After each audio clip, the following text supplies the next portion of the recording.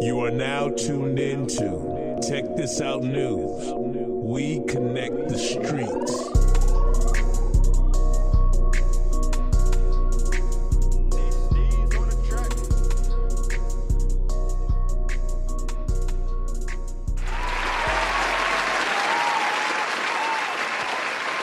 All right, so you know what it's hitting for. Another edition of Check This Out News. I got my girl on the line.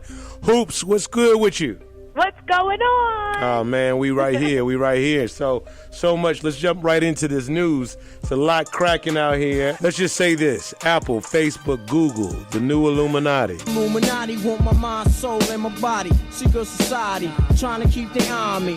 So, secret societies have been an integral part of human civilization from the dawn of time to the present day, and the notion that a massive organization of the world's top artists, politicians, and other leaders control the way the entire world functions has captivated people for centuries. In today's digital age, internet users have obsessed over the outlandish idea that everyone from Justin Timberlake to Jay-Z are connected to the Illuminati that claims that through its guidance, the human species is allowed to function in their natural order while playing the part of gears in a machine for the betterment of the world. So the question becomes, who or what is the power behind the scene? Check This Out did some investigation, and the quest of comparing Freemason or Illuminati of old with the Facebook, Google, and Apple of today's new secret society. What you thinking? You over there? You laughing there, Hoops? Cause it's crazy if you want to get into it. You know what I'm saying? You know how I think it would say. Yeah. I think there's always something else going on behind the scenes, but not many people wanted to touch on those things. But how many people do you know that works at Apple, Facebook, or Google, actually? Well, me personally, I'm a little, it's a little different for me just because I do have, a couple people that actually, that I know work there. But overall, that's not a common thing. So right. To your point, yes. Right. Yeah, no, you're right. It's not that many people that know of anyone that work. It's like working at Willy Wonka or something like that. Right. And you just don't go around talking about it. It's like you're there, and it's just some secret world. You're making chocolate. You got chocolate rivers going on. Kids are just turning into blueberries. You don't really say nothing about it. You know what I mean? Yeah, no, you're right. It's definitely like an elite class of people who have jobs at these companies, Microsoft included. But Microsoft doesn't quite, to me, have the same veil that these other companies have. You know what I mean? But, you can learn a lot about a company from its mission statement. So we decided that we were going to dig a little deeper and throw on our Geraldo Rivera mustaches and get busy. So Apple's founder, Steve Jobs' original mission statement read, "To make a contribution to the world by making tools for the mind that advance humankind." He later noted, "Man is the creator of change in this world, and as such, he should be above systems and structures and not subordinate to them." So, talk about a man and his vision. What do you think with that? Well, I think it's powerful. I mean, he must have been smoking something good, right? Every day. Do you want some of it? Oh, yeah, definitely. If that's going to get us. I know you do. Yeah, if that's taking us there, you know that. So, since his passing, Apple's mission has changed. The most fundamental difference between Apple's current ideals and its founder's vision is that Jobs saw Apple products as a tool to improve the quality of life for mankind. Today, Apple sees its products not as a tool for human advancement, but as the most important reason or purpose for someone or something's existence. Right. I mean, I don't know if you knew, but it's already a $900 billion thing. Like, it's a very real chance to become the world's first $1 trillion company. That's a lot of money. So, I mean, something's there. There's definitely something there. I mean, isn't it interesting how the world is addicted to Apple products to the point that they are status symbols of wealth? In the hood with an iPhone or a third world country, you know what I'm saying? Like Mexico, it's a big deal. So even the Chinese, where the iPhone is made, prefer iPhone over Asian brands like ZTE, Samsung, or LG. So I guess the real question is, does Apple run the world? What do you think? McDonald's, Nike, KFC, they come close, but Apple has access to all your data, so I think it's a little different. Yeah. So whoever controls the data has the power, right? Absolutely. Absolutely. So I think that's why the government keeps a close eye on, what Apple does and the rest of them are doing. Yeah. The other thing with it is, these companies, they thrive on the collection of data, so they understand so much. And just because, the way these phones are set up, I mean, it's an easier way to sample everything. I mean, even the Las Vegas shooter, I mean, it's like they go into every single thing about you after the fact, can tell you the last things that this person accessed and so on and so forth. So it's very real. You know what I mean? Right. And, just switching gears as it relates to Facebook, their mission statement, to bring the world closer together, right? So conspiracy theorists have long made allegations that Mark Zuckerberg is working for the CIA or government. Now, Hoops, what do you think of Facebook? Is it a tool of good, or do you think there's an esoteric agenda that we may not know about? Well, if we're not supposed to know, they're doing a good job, because I still don't know, okay? The only thing is I know is if I need to find somebody, I can look them up on Facebook by a couple different names. You know what I mean? You can have underscores and slashes and all that, so it makes it a little bit different. But I don't know. They've done a wonderful job, and everybody knows of it. So, Yeah. And it's interesting because Facebook has created a new department for the police force, the Facebook police, being held responsible for producing fake news as well, in terms of Facebook, influencing political views, and so much more. So what if Facebook is one big experiment disguised by bringing people together? Because a majority of the world is on this.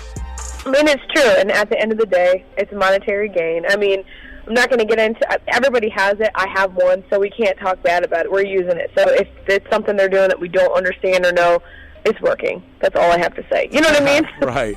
And, that's the thing. I mean, people are fascinated by the things they don't completely understand. And I think that just, some of it may be urban legend. Some of it, could be very accurate stuff. So it's all relative. You know what I mean? It's definitely relative. Yeah. I know that Kenneth Chenault will join his board of directors, and he's a very powerful man and has done quite a bit. Now, with Google, and I quote, to organize the world's information and make it universally accessible and useful. Google knows you better than your mama does these days. From the photos that we store, the websites we visit, and everything else. Now, Hoops, you are right about the data. Google is king of data. Now, at this point, I can only wonder, is Google more powerful than the U.S. government? Well, that's the question stands asked. I mean, that's why they're trying to implement more laws and everything else so they can have a little bit more control, right? I'm not going to Facebook. I'm not going to iTunes. I'm not going to Apple. I'm not going to any of these places to Google anything. I'm going to Google to find out anything that I want to know, and they're going to give me the answer, right? I just get to pick which one I want to believe in or something like that. Sure. You know what I mean? And that's accurate. Now, the three, Apple, Facebook, and Google, who do you think is number one and why? Yeah, Google for sure. I just think that that's going to be my first browser, right? I just know that they're going to produce an answer. It might be 5 of them, but I get to pick which one I think fits my personality. Yeah. Google, I would agree. I mean, for different reasons. But, when it comes to overall, Google is definitely number one, but Apple, as far as devices, I mean, there's hands down. For me, number one. Yeah. As far as the device. If you're talking device, I'm going with Apple. Yeah, right. Absolutely. Now, let's look at the mission statement of the Freemasons and Illuminati. Woo! Uh-oh. Don't get scared now. Now, the Illuminati aim to create, I quote, a state of liberty and moral equality, while Freemasons believe a man who strives to improve himself can also improve his community and the world at large. Now, do you see any similarities between the Freemasons and today's tech companies? Yeah. I mean, if you take a step back and look at the message, absolutely. It's what the people want, but coming together to give people what they want and just an access of all over just general information. Even though, if you're talking about the Illuminati, I mean, there's just a major source of secrecy there. So if you go back into what we're talking about as far as Google and all of that, we don't know who runs those. You know what I mean? So right. It's interesting. Yeah, I mean, I would definitely say that there are a lot of similarities, and I'm sure there are some Masons that work for these companies as well.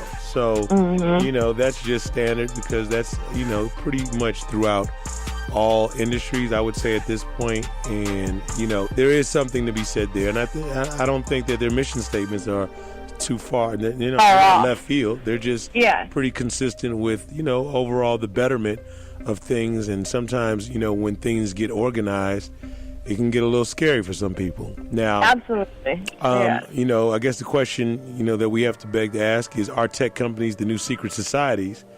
And, one has to qualify to work at Google, Apple, or Facebook. It takes a certain person to get a job at the corporate office, let alone become one of their shot callers. Absolutely. Right. So Freemasons, Illuminati, and the tech giants are always under the watchful eye. And why? I think it's just because they control everything. Right now, they have all the data. It's easy. They have the most data, I think, that's ever been collected on individuals, and I think that's why they rule. I 100% agree with you. And then, all these different features are coming out, facial recognition, and just being able to identify each individual, and, it's very powerful, so I agree with you. I think we're going to be seeing some more interesting things sooner than later. Now, let's move on to something else. It's now normal to ignore texts, emails, and phone calls, thank you to technology.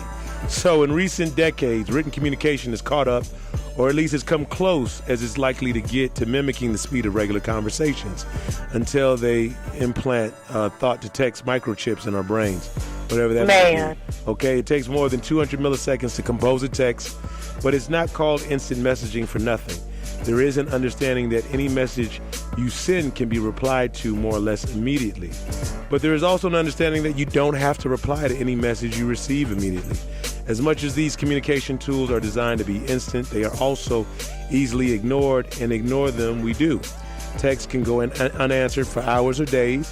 Emails sit in inboxes for so long that sorry for the delayed response has gone from earnest apology to the new punchline.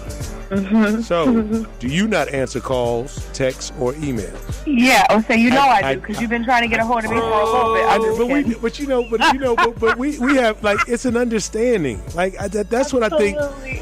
Like, come on, Hoops, people just got to understand. Damn. Yeah, but listen, sometimes, it works for the betterment of the other person. Like, I'm not always answering my calls. I see, this is the thing, like, I know when someone's calling, I just choose not to answer it or not. So to that fact, you kind of know. But people do have to understand, because it's like, at the end of the day, you're going to get back. Like, I believe in you. Like, you're going to get back to me when you can. Absolutely. You might just be in the middle of it. That's not saying I don't see it. I see it. Yeah. I just can't answer it right now. Right, absolutely. And but people got to get out of their feelings, though. Hoops. But if you're in a relationship and you know them, you see the phone in the back pocket. Now, you see, Hoops, you just added you decided you was gonna peel back. You wanted to get down to the white meat. That's what you're doing. See, okay. You decided you're gonna take it there. And yeah, I do know now. Don't get me wrong. It is possible to not necessarily have got the call right then, or it may not be the most opportune time to take the call. And I think that comes. But you can't. Now, if you're with somebody, it's like, why you ain't answer? Oh, you got problems. We have a problem. If that's who you with, you got problems. So at that point, what is it? Inconvenient, or you just don't want to do it? But yes. Yeah. Okay. You've got mail, unopened mail. Huh? All right. Okay. Yeah. Now.